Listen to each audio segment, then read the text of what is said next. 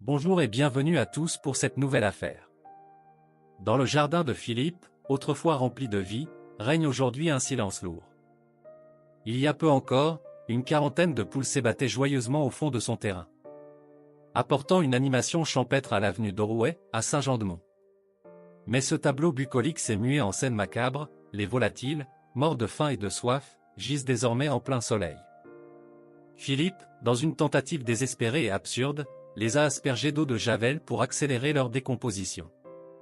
Le résultat n'a fait qu'ajouter à l'horreur, une odeur pestilentielle qui contraint ses voisins à garder leurs fenêtres closes. Ces derniers, longtemps témoins de son étrange comportement, savent que Philippe ne tourne plus rond. Certains l'ont vu frapper ses oies à grands coups de bâton, une violence gratuite qui a choqué toute la rue. Ces animaux ont depuis été recueillis par un riverain, mais cet épisode a marqué les esprits, révélant le tempérament colérique et instable de cet homme. Cette brutalité, malheureusement, n'a pas épargné sa famille et s'inscrit dans une spirale de violence bien plus vaste. Le début de cette histoire semblait pourtant ordinaire. Philippe rencontre Samira au Maroc, où il se marie avant de s'installer en France en 2012. Il s'installe à Arradon, près de Vannes, où Philippe décroche un poste de commercial dans une entreprise de fourniture pour le BTP.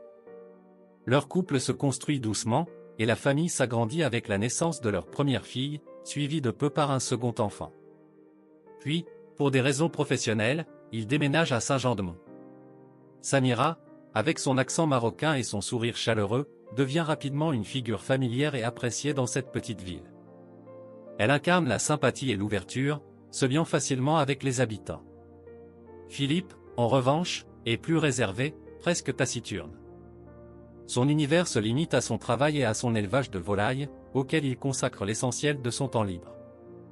En 2019, un troisième enfant voit le jour, un petit garçon qui aurait dû renforcer les liens du couple. Cependant, cet heureux événement marque un tournant. Philippe commence à perdre pied. Les disputes entre lui et Samira deviennent fréquentes, puis violentes. Fatigué par ces conflits incessants, Samira se réfugie chez sa sœur. Hésitant entre rester pour le bien de ses enfants et fuir pour préserver sa sécurité. La crise du confinement en 2020 sera un catalyseur. Lors d'une altercation particulièrement brutale, Philippe la gifle et la plaque violemment contre un mur. Samira décide alors de porter plainte. Philippe est condamné à 6 mois de prison avec sursis et 5 ans de mise à l'épreuve. C'est la fin de leur cohabitation, Samira quitte le domicile conjugal et trouve refuge, avec ses enfants, dans un foyer pour femmes en difficulté à La Roche-sur-Yon. Cette période est particulièrement éprouvante pour Samira, mais elle s'accroche avec une détermination admirable. En l'espace d'1 an, elle obtient son permis de conduire, trouve un emploi stable à la mairie de Saint-Jean-de-Mont et parvient à se reloger dans un petit lotissement de la commune. Une nouvelle vie débute pour elle et ses enfants. Chaque matin, dès l'aube, elle prend le volant de son Renault Scénic pour aller faire le ménage dans les écoles. À midi, elle travaille dans une cantine scolaire. Ses emplois, bien que modestes, lui permettent de goûter pour la première fois à une indépendance précieuse. Elle découvre aussi une relation saine et heureuse avec Jackie, son supérieur hiérarchique à la mairie. Mais cette renaissance ne plaît pas à Philippe, qui vit très mal la séparation. Amer et rancunier, il décide de se venger. Depuis le départ de Samira, le comportement de Philippe devient de plus en plus instable. Il néglige complètement ses poules, les laissant mourir dans des conditions atroces. Quand un voisin lui fait une remarque, il réagit par des menaces et une posture intimidante. « Faut pas me chercher, j'ai fait de la boxe », lance-t-il. Ces violences ne se limitent pas aux animaux. Philippe s'en prend également aux chats errants, qu'il vise avec une carabine.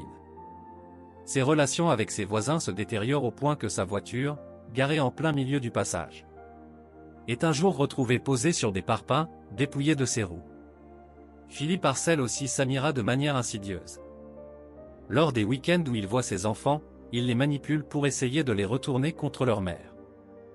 Il force sa fille aînée, sous la menace d'un briquet, à écrire une lettre affirmant qu'elle veut vivre chez lui. Quand elle refuse de revenir après cet épisode, il dépose plainte contre Samira pour non-présentation d'enfant. Jackie, le nouveau compagnon de Samira, n'échappe pas à sa haine, Philippe le menace ouvertement de mort à plusieurs reprises.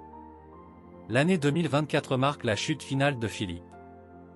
Il sombre dans l'alcool et perd son emploi. Son propriétaire, excédé par ses retards de loyer, lui donne un ultimatum, il doit quitter les lieux avant le 20 décembre.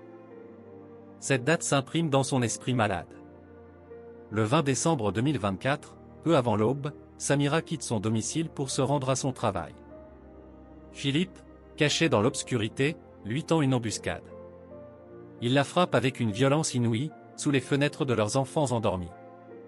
La mère de famille est retrouvée morte un peu plus tard par un collègue. L'arme du crime, selon les rumeurs, serait un marteau, et la scène est décrite comme particulièrement atroce. Arrêté peu après, Philippe est incarcéré. Il refuse de parler, laissant un vide insupportable pour les proches de Samira. Jackie, dévastée, exprime sa rage sur les réseaux sociaux quelques jours après le drame.